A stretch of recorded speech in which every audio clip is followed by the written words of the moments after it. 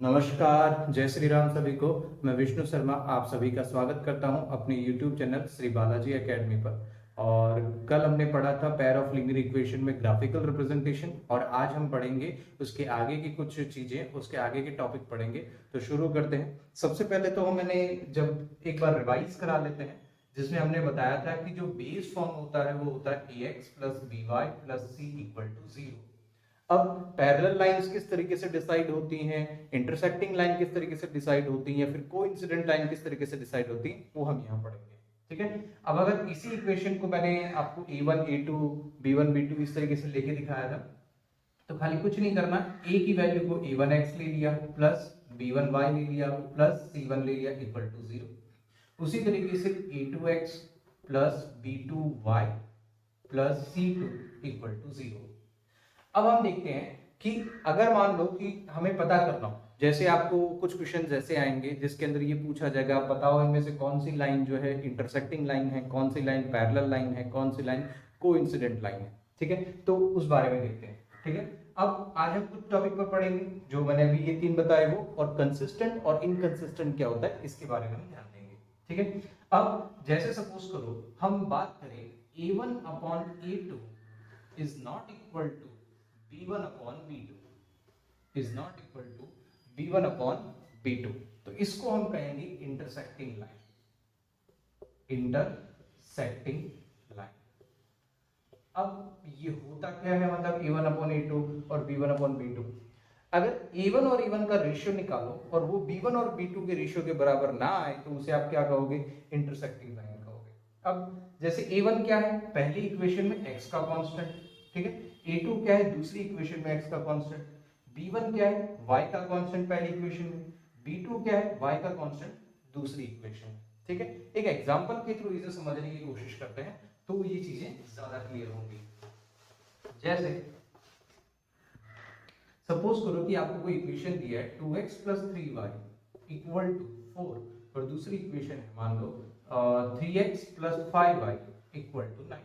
इस तरह से कोई इक्वेशन दी है, तो आपका पहला पॉइंट क्या था, a1 upon a2 should not be equal to b1 upon b2। अब ये कैसे चेक करेंगे, देखो ये हो गया a1, ये हो गया a2, इन दोनों को a1 अपॉन a2 मतलब 2/3, b1 अपॉन b2, b क्या है 3 और b2 क्या है 5, तो ये हो जाएगा 3 अपॉन 5। क्या ये दोनों बराबर आ रहे, नहीं आ रहे, मतलब ये क्या हो जाएगा, इंटरसेक्टिंग लाइन हो जाएगी, इंटरसेक्टिंग लाइन। ठीक है, अब सबसे पहले हम इस चीज को पढ़ते हैं कि इंटरसेक्टिंग लाइन होता क्या है एग्जैक्टली, कोइंसिडेंट लाइन क्या, तो वो समझते हैं, तो उससे आपको चीजें और ज्यादा क्लियर हो जाएंगी। ठीक है, जैसे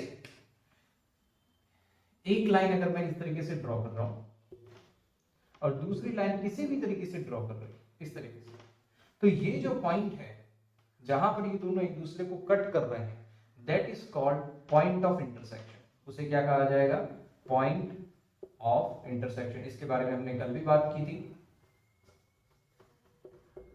और इन दोनों लाइन को हम कहेंगे इंटरसेक्टिंग लाइंस। क्या कहेंगे, इंटरसेक्टिंग लाइंस। और यहां पर एक और चीज आपको ध्यान रखना है, इसको ऐसे भी बोला जाता है कि they are intersecting at only one point.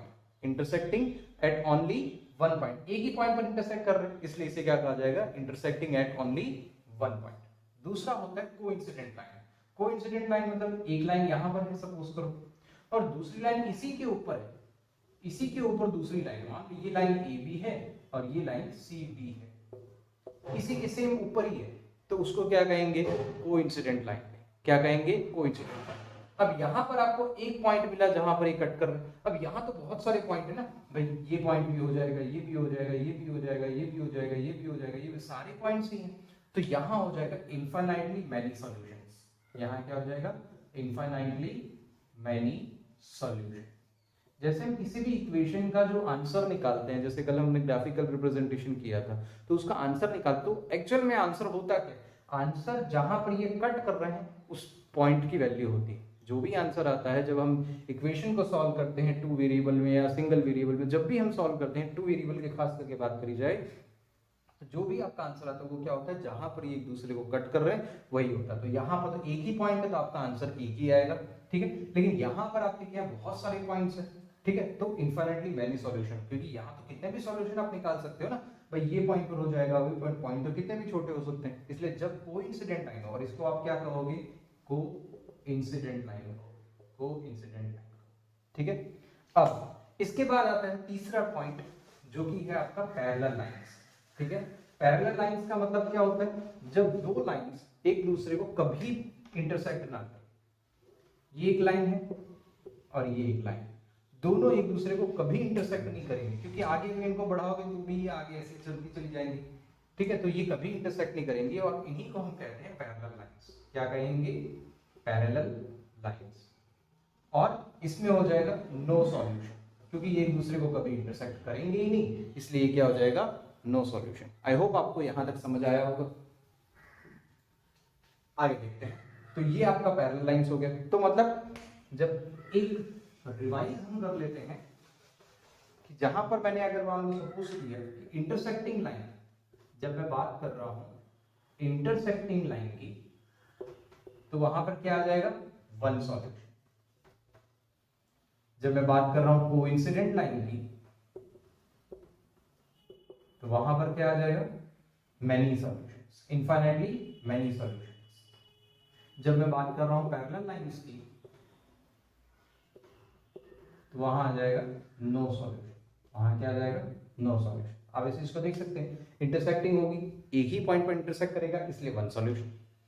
Coincident होगा तो बहुत सारे पॉइंट्स है जहां पर वो इंटरसेक्ट कर रहा है, इसलिए क्या हो जाएगा, मेनी सॉल्यूशन।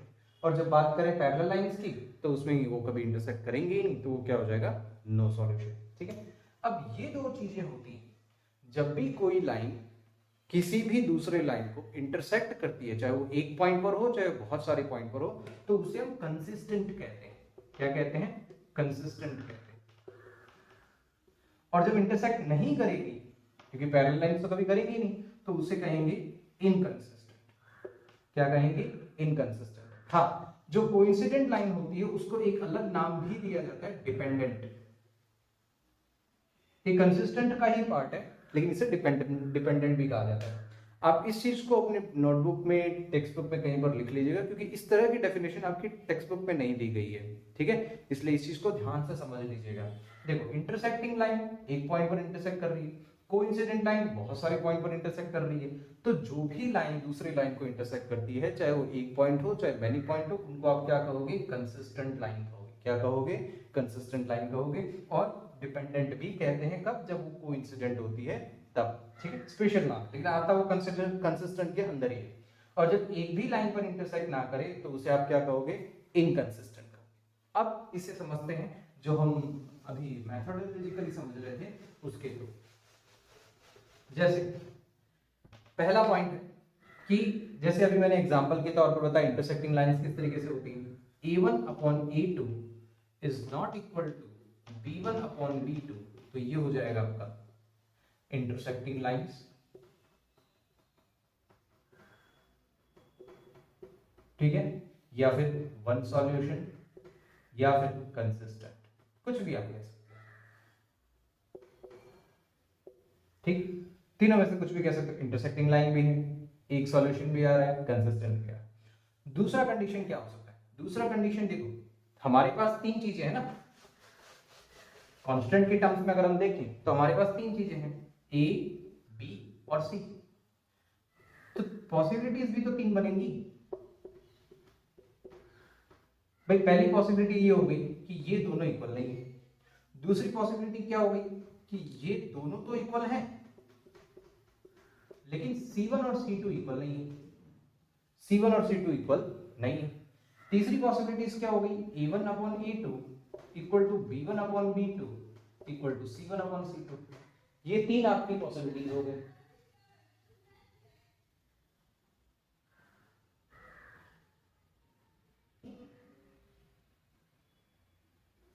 ठीक है, ये तीन आपके हो गए। देखो, पहले केस में क्या था कि आपका A1 और A2 और B1 और B2 का रेशियो सेम नहीं था, तो आगे आपको चेक करने की जरूरत ही नहीं है, जब यही आपका सही नहीं है। दूसरे में A1 और A2 B1 और B2 का रेशियो तो सेम है, लेकिन C1 और C2 सेम नहीं है। तीसरी कंडीशन में सब कुछ सेम है, सब कुछ सेम।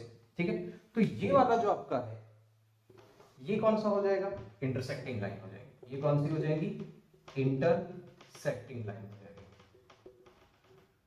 ये वाले की बात करें तो देखो ये दोनों तो सेम है, मतलब इंटरसेक्ट तो कर रही है, लेकिन C1 और C2 तो नहीं, सॉरी इंटरसेक्ट भी नहीं कर रही है। ठीक है, ये दोनों से हमें क्या पता चला, इंटरसेक्ट नहीं कर रही, और ये दोनों सेम नहीं। इसका मतलब ये क्या हो जाएगा, पैरेलल लाइंस। ये क्या हो जाएगा, पैरेलल लाइंस। अब तीसरे केस में सब कुछ सेम है, A1 A2 भी सेम है, B1 B2 भी सेम है, C1 C2 भी सेम है, मतलब ये क्या हो जाएगा, कोइंसिडेंट लाइन, कोइंसिडेंट लाइन। ठीक है, ये तो हो गया आपका मेथड के थ्रू। इसको हम फिर वापस से समझेंगे एग्जांपल के तौर पर। वापस से एक बार समझा देता हूं, ध्यान से देखिएगा। पहला कंडीशन क्या था, A1/A2 और B1/B2 ये दोनों सेम नहीं है। जब भी आप चेक करोगे तो इसी तरीके से चेक करोगे, पहले इन दोनों को चेक करोगे। अगर ये दोनों बराबर नहीं आए, इन दोनों का रेशियो बराबर नहीं आया, हमेशा बात करें रेशियो की बात कर रहे हैं, ऐसा नहीं कि A1 B1 के बराबर होना चाहिए, A2 B2 के बराबर, ऐसा नहीं, रेशियो की बात करें। क्योंकि जैसे देखो 2/4 और 3/6, तो 2 3 के बराबर नहीं है, 4 6 के बराबर नहीं, लेकिन रेशियो तो दोनों का ही 1/2 है ना, तो उस चीज का खास ध्यान रखिएगा, यहाँ हम रेशियो की बात कर रहे हैं। ठीक है, तो A1 A2 और B1 B2 का रेशियो अगर सेम नहीं है तो वो क्या हो जाएंगी, इंटरसेक्टिंग लाइन हो जाएंगी। A1 A2 और B1 B2 का रेशियो तो सेम है, लेकिन C1 C2 का रेशियो सेम नहीं है, तो मतलब वो क्या हो जाएंगी, पैरेलल लाइंस हो जाएंगी। A1 A2 B1 B2 C1 C2 अगर मान लो सब कुछ सेम है तो वो क्या हो जाएंगी, कोइंसिडेंट लाइन हो जाएगी। कैसे, देखिए एग्जांपल के थ्रू समझने की कोशिश करते हैं। एक इक्वेशन लेते हैं, जैसे सपोज करो 2x, अभी मैंने एक इक्वेशन तो ली थी, फिर से उसी को ले लेते हैं, 3x + 5y = 9। अब देखो यहाँ पर a1 हो गया ये, यानी A1/A2, और फिर इसकी वैल्यू क्या होगी, 2/3, 2/3। सिमिलरली B1/B2 की अगर हम बात करें तो क्या हो जाएगा, 3/5, वो क्या हो जाएगा, 3/5। क्या दोनों बराबर है, A1 A2 का रेशियो 2/3 है, B1 B2 का रेशियो 3/5 है, मतलब A1/A2 is not equal to B1/B2, तो ये आपकी क्या हो जाएगी, इंटरसेक्टिंग लाइन हो जाएगी। क्या हो जाएगी, इंटरसेक्टिंग लाइन। दूसरा कंडीशन हम बात करते हैं, जहां पर आपका आता है, मान लो कोई इस तरह से इक्वेशन दी है, 2x + 4y = 6, और दूसरा 3x + 6y = 8, इस तरह से कुछ दिया हो। तो देखो A1/A2 क्या हो जाएगा, A1/A2 क्या हो जाएगा, 2/3, ये A1 ये A2। B1/B2 क्या हो जाएगा, 4/6, लेकिन इसको सॉल्व करोगे ना, 2 के टेबल में आ रहे हैं, तो 2 2 = 4, 2 3 = 6, यानी 2/3 आ गया। मतलब पहली कंडीशन हमारी यहाँ फॉलो हो गई, A1/A2 = B1/B2। ठीक है, पहली कंडीशन है फॉलो। देखो A1 A2 का रेशियो क्या है, 2/3, B1 B2 का रेशियो क्या है, 2/3। अब बात करते हैं C1/C2 की, C1/C2 की, ये है 6/8, तो ये 2 3 ज़ा, ये 2 4 ज़ा, यानी आपका क्या है वैल्यू, 3/4। तो इसका मीनिंग क्या हो गया, C1/C2 ये बराबर नहीं है। बराबर कब होता, जब 2/3 इसकी वैल्यू भी 2/3 आती, तभी बराबर होता, लेकिन यहाँ तो ऐसा है नहीं, यहाँ तो ये चेंजेस है, इसलिए क्या हो जाएगा, C1/C2 बराबर नहीं है। बाकी सब कुछ बराबर है, लेकिन ये बराबर नहीं है, मतलब ये क्या हो जाएंगी, आपकी पैरेलल लाइंस हो जाएंगी। क्या हो जाएंगी, पैरेलल लाइंस हो जाएंगी। अब दूसरा, इसी को वापस से मॉडिफाई करके चेक कर लेते हैं। इसको अगर सपोज करो मैं कर देता हूं 12,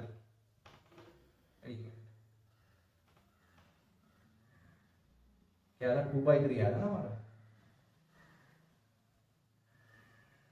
ये लो। ठीक है, अब इसी को चेक कर लेते हैं। जैसे A1/A2 क्या आ जाएगा, 2/3, B1/B2 क्या आ जाएगा, 2/3। अब कैसे आया वो आप पीछे देख सकते हो, तो उसमें 2/3, भाई इसका देखो 2 2 = 4, 2 3 = 6, मैंने सीधा लिख दिया। C1/C2 हमारे पास क्या है, 6/9, 6/9। ठीक है, तो ये क्या हो जाएगा, 2/3। कैसे, 3 2 = 6, 3 3 = 9। तो अब देखो A1/A2 = B1/B2 = C1/C2, सारी चीजें सेम है। ठीक है, सब कुछ सेम है, तो ये क्या हो जाएगा, कोइंसिडेंट लाइन। क्या हो जाएगा, कोइंसिडेंट लाइन हो जाएगी, जो उसी लाइन पर इंटरसेक्ट कर रही है, उसी लाइन पर है, इन द सेंस, मतलब ऐसे ये लाइन है और दूसरी लाइन भी इसी के ऊपर। ठीक है, तो ये है आपका बेसिक टॉपिक, जिसके अंदर हम ये चीजें पढ़ रहे थे। अब आते हैं सब्स्टिट्यूट। आई होप ये आपको समझ आ गया होगा, नहीं आया होगा एक बार वापस से देखिएगा। ठीक है, बहुत ही सिंपल वे में एग्जांपल लेके मैंने आपको समझाया है। ठीक है, अब हम आते हैं सब्स्टिट्यूशन मेथड पे, जिसमें सॉल्व करते हैं एक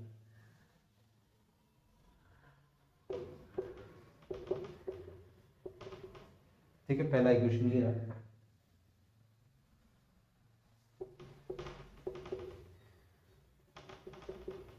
ठीक है, ये इक्वेशन। सबसे पहली बात तो हम बात करते हैं सब्स्टिट्यूशन का मेथड का मतलब क्या होता है। सब्स्टिट्यूशन का मतलब होता है एक वैल्यू को दूसरे वैल्यू में सब्स्टिट्यूट करना, प्लेस करना। सब्स्टिट्यूट का मतलब क्या होता है, प्लेस करना। जैसे अब सपोज करो आप किसी की वैल्यू को भी सब्स्टिट्यूट कर सकते हो। आप 7x के टर्म्स में सारी वैल्यूज ला सकते हो, आप y के टर्म्स में सारी वैल्यूज ला सकते हो, इस इक्वेशन में भी कर सकते हो, इस इक्वेशन में भी कर सकते हो। अब जब भी हम सब्स्टिट्यूट करेंगे तो सबसे पहले हम देखेंगे कि कौन सा सब्स्टिट्यूशन हमारे लिए सबसे इजी रहेगा। अगर बात करूं मैं इसकी, मैं सबका करके दिखाऊंगा। 7x की अगर हम बात करें तो 7x क्या हो जाएगा 2, क्योंकि सब कुछ x के टर्म्स में लाना है तो x के अलावा बाकी सारी चीजें इक्वल टू की दूसरे साइड जाएंगी, तो ये -15y उधर जाएगा तो क्या हो जाएगा 15y। लेकिन ये तो क्या है 7x, हमें क्या चाहिए x की वैल्यू 2 + 15y अपॉन 7, ठीक है।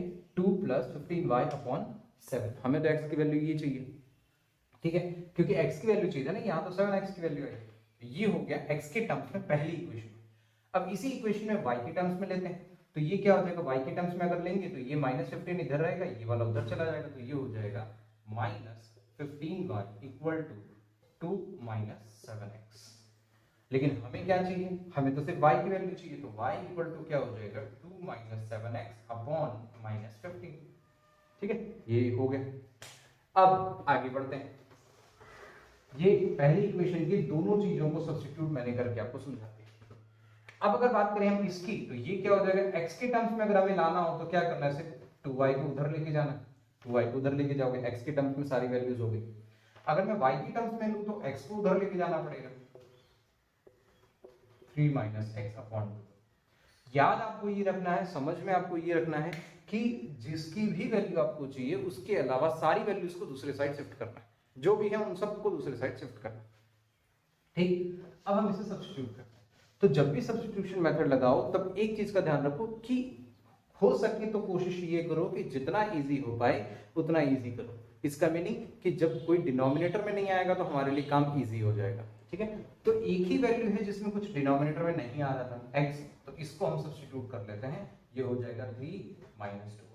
आप चाहो तो किसी भी वैल्यू को सब्स्टिट्यूट कर सकते हो, ऐसा कोई रूल नहीं है कि आप इसी को करोगे, या फिर ऐसा कोई रूल नहीं है कि जो सिंगल वैल्यू है उसी को आप सब्स्टिट्यूट करोगे। आप किसी को भी कर सकते हो, बट ये एक बेटर अप्रोच होता है कि आप ज्यादा जल्दी और चीजों को आसानी से कर सकते हो, ठीक है। हालांकि वैसे भी आप कर सकते हो, वैसे भी मैं करके आपको बताऊंगा। अब ये हमने सब्स्टिट्यूट किया सेकंड इक्वेशन में, तो इसकी जो वैल्यू आई हमारी, उस वैल्यू को हम वैल्यू कहां सब्स्टिट्यूट करेंगे, सेकंड इक्वेशन, फर्स्ट इक्वेशन में। अगर आपने इसकी वैल्यू को सब्स्टिट्यूट किया है, इसके टर्म्स में वैल्यूज को लाया, तो दूसरे इक्वेशन में आप उसे सब्स्टिट्यूट करोगे। ऐसा नहीं कि इसी में रख दोगे, इसी में रख दोगे तो वही आंसर आना। क्लियर है ये चीज, इसलिए दूसरे इक्वेशन में उसको प्लेस करना है। x की वैल्यू यहाँ पर हमारी क्या है 3 - 2y, तो जो भी x की वैल्यू आई, यहाँ पर जहां भी x दिख रहा है वो वैल्यू आप x का यहाँ पर रख दोगे, ठीक है।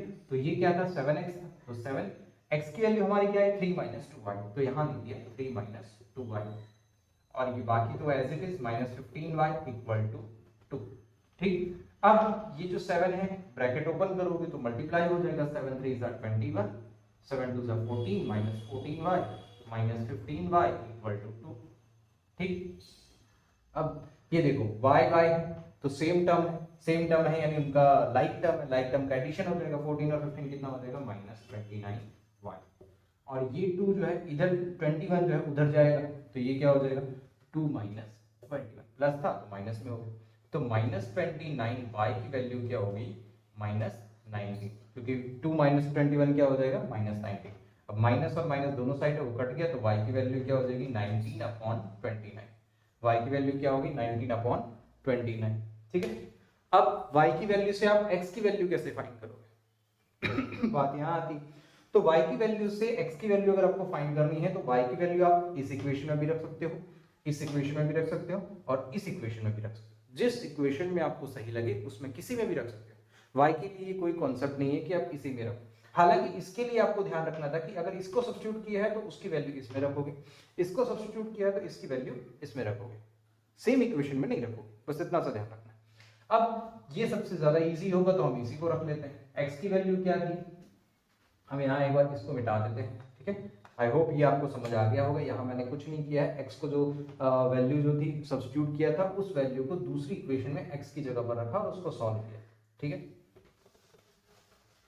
अब आते हैं y की वैल्यू यहाँ पर पुट अप कर देंगे, तो x equal to 3 minus 2y था, तो 3 माइनस 2 y क्या हो जाएगा 19/29, 19/29, तो ये हो जाएगा 3 माइनस 2, 19 2 जा कितना हो जाएगा 38, ठीक है, और 29, ठीक है। अब 29 को 3 से मल्टीप्लाई करोगे कितना आ जाएगा, कैसे, एलसीएम लोगे ना 29, तो यहाँ क्या हो जाएगा 1 है, तो ये 29 ऊपर मल्टीप्लाई हो जाएगा, तो ये हो जाएगा 87 माइनस 38, तो x की वैल्यू आपकी आ जाएगी, देखो 17 माइनस 8 कितना होगा 9, और 7 माइनस 3 कितना हो जाएगा 4/29 x की वैल्यू। अगर इसको आप वैसे करना चाहते हो तो ये हो जाएगा 29 दूसरा कितना होता है 48, 1/29। मिक्स फ्रैक्शन में अगर आप कन्वर्ट करना चाहते हो तो ऐसे भी आ जाएगा। तो ये आपका तरीका है सब्स्टिट्यूशन मेथड का, ठीक है। तो आई होप ये आपको अच्छे से समझ आ गया होगा, ठीक है। और फिर से मैं कल इसके कुछ और एग्जांपल्स कराऊंगा, इसकी एक बार आप प्रैक्टिस करिएगा घर पर, 2-3 बार इसे देखिएगा, समझिएगा, और फिर उसके अगर आपको नहीं समझ में आया तो कमेंट में आप लिख दीजिएगा कि सर नहीं समझ आया, ये चीज़ हमको नहीं समझ में आई, तो उसके बाद मैं आगे पढ़ाऊंगा, ठीक है। और कल हम इसी को वापस से करेंगे और दूसरा एक नया टॉपिक सीखेंगे जो कि है एलिमिनेशन मेथड। चलो, जय श्री राम सभी को।